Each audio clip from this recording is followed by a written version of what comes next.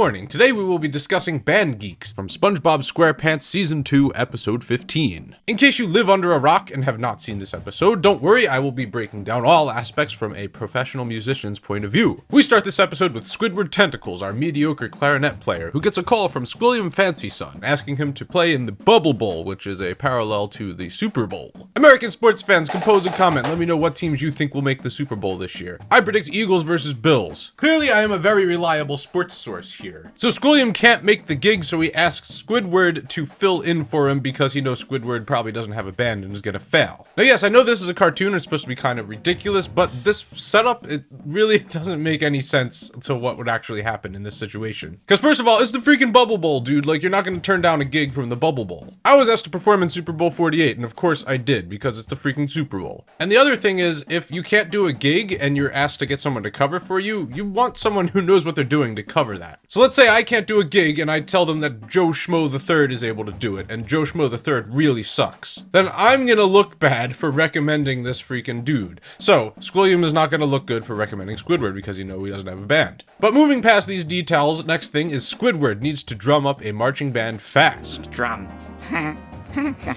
Band humor. He hangs these flyers all over town in an effort to recruit people, and yo, I literally did this exact same thing when I was in high school. There was one year where our drum line, we only had 3 bass drummers, and for the size of our band, that's definitely not enough. We needed at least 1, hopefully 2 more bass drummers that year. So I went and made up flyers and hung them all around town. I actually made the exact same flyer that was in this SpongeBob episode and just changed the things to bass drummer and my high school. Yeah, I hung these like all around my high school on all the different bulletin boards. I went around town to like different telephone poles at stoplights and went to like local supermarkets and hung all these flyers up. And after all that hard work and effort, we didn't recruit a single new person. Nobody showed up and we had to yeet somebody off of the snare drum and make them play bass drum. I thought it would work for me because it worked for Squidward, but well, real life doesn't always translate to what you see on TV, unfortunately.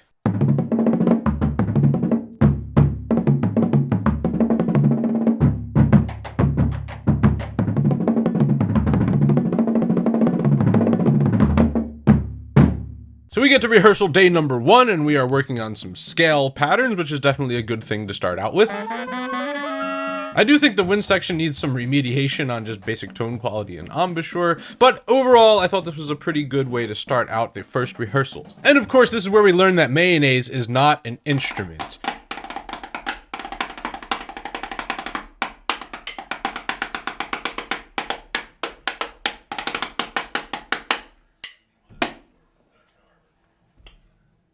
Anyways, day 2 is marching rehearsal, and yes, I think it is a good idea to start out marching basics pretty soon. Although it is kind of early trying to put music to the marching that soon, but, well, we only have 4 days to get ready for this Bubble Bowl, alright? We gotta kind of push it here. Day 3 is a focus on the individuals, and it's always good to have each individual accountable for their parts, because a whole marching band, it will sound great if everyone knows exactly what they're playing. And Plankton, he's hanging in there with this. So then day 4, it is pretty evident that the band is underperforming for where they should be, and they need to figure it out fast. However, this rehearsal just gets out of hand. So Squidward is super frustrated after this. He tells everyone to not bother showing up for the actual performance, and this is actually a great motivational tool, and this is something that was actually said to me back when I was a little freshman in college. Yeah, all of the freshmen in percussion ensemble, we played this piece called Hat Trick, which was a bunch of hi-hats, and there was all these kind of split syncopated parts, and it was sort of difficult, and we were totally sucking at it. So we were coming up on the concert, and we were still sucking at this piece, and our professor basically like walked out of the rehearsal and said he was over this. He didn't want to see it played ever again because we weren't good at it. But we weren't okay with that. We wanted to play this, so we worked on it every single day for a few hours, and then at the dress rehearsal right before the concert, we played it again for him, and we played it well, and he let it back onto the concert. And that's sort of what happens here. SpongeBob ends up taking control, he becomes the section leader, and runs a rehearsal all night long so that they don't sound like crap at the Bubble Bowl. So in the actual episode, we don't get to see this rehearsal, we just see the cut from when SpongeBob starts rehearsing to the actual Bubble Bowl, but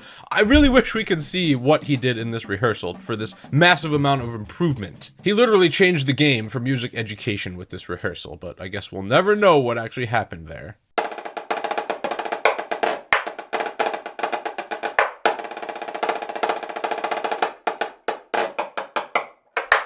So we are now at the Bubble Bowl, and the twist is that Squilliam actually never had a conflict in the first place. He just wanted Squidward to fail, and yo, like, This is some next level evil right here. This dude, rather than performing a concert, potentially boosting his own career and doing well, would rather see some guy from his high school bomb the concert and ruin his own career. That is some psychotic craziness right there. Like, Squilliam Fancy's son is the most evil character in SpongeBob.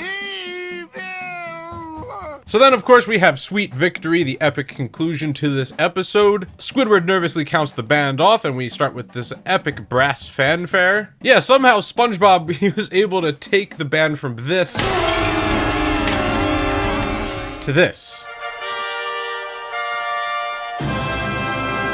Bro, I want to see that one rehearsal. How was he able to get people to sound that much better? So yeah, then after that is basically like a rock and roll sextet kind of, although it's more like a quartet because you can't actually hear any of the saxophone or guitar parts. So yeah, in this one rehearsal before the Bubble Bowl, SpongeBob, he redesigned and rewrote the whole show to make it kind of more simple and effective. And I feel like Squidward, he had kind of a bigger picture with like a college marching band full halftime show. And unfortunately, there just wasn't enough time to put that together in just the 4 days of rehearsal.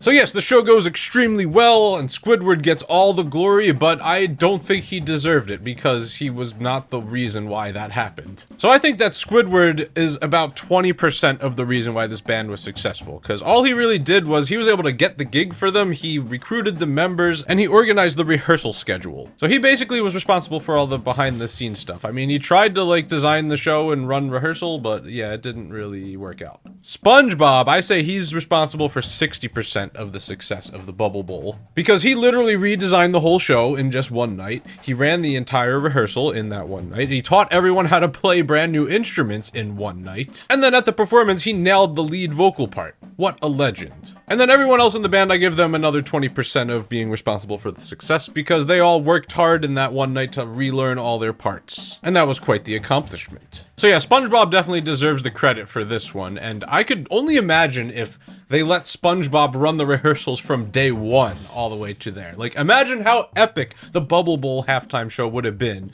if he was in charge from the beginning. Oh, if only Squidward would just work with SpongeBob rather than try to boss him around. Tisk tisk.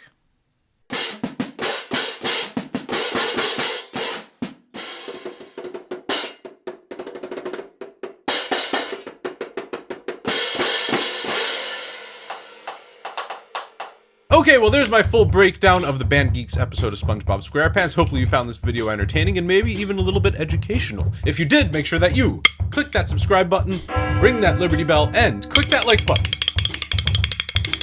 Thank you to everyone who supports me on Patreon. If you are able to, please consider going over there to make a donation. It will help the channel out a whole lot. And also consider buying a custom t-shirt, such as this one. I will leave that link in the description. And have a good morning.